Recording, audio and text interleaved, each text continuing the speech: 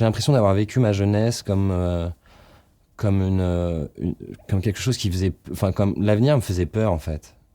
Et du coup, j'avais du mal à voir quel métier je pouvais faire. J'avais du mal à faire le rapprochement entre les études et le métier. J'étais un peu perdu. Et puis, je me suis inscrit dans une école de communication.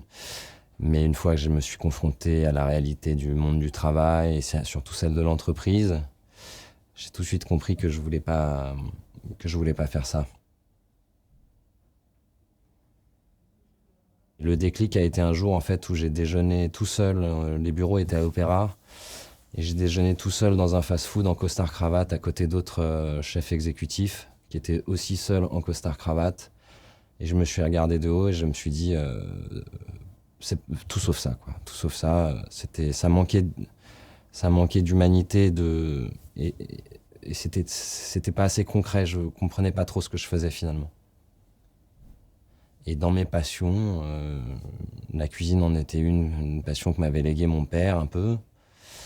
Et je me suis dit que ça pouvait être un métier, donc je me suis lancé là-dedans.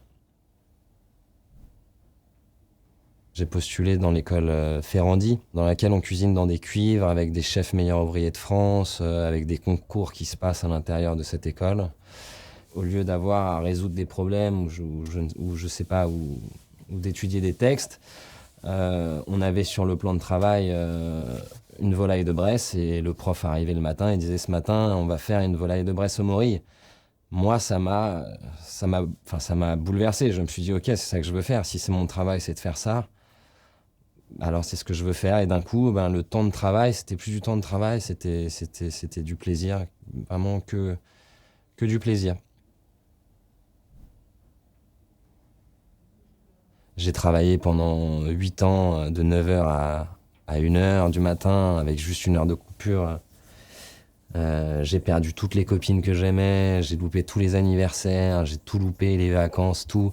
On travaille les jours fériés, c'est très très dur. 2020 devait être l'année de ma réussite, plus ou moins, puisque j'avais décidé d'ouvrir une brasserie, le restaurant Marché du Feu de Dieu. Voilà, puis d'un coup, tout dégringole, le sol se dérobe en dessous de nos pieds et on se demande si on va réussir à survivre.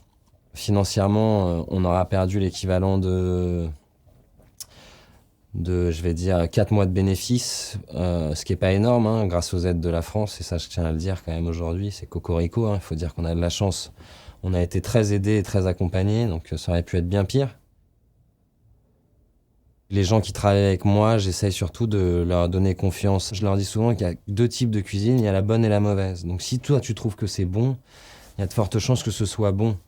Voilà, mais pour ça, pour le savoir, il faut encore goûter. Voilà, donc je pense qu'un bon chef ou un bon cuisinier, c'est quelqu'un qui goûte ce qu'il fait.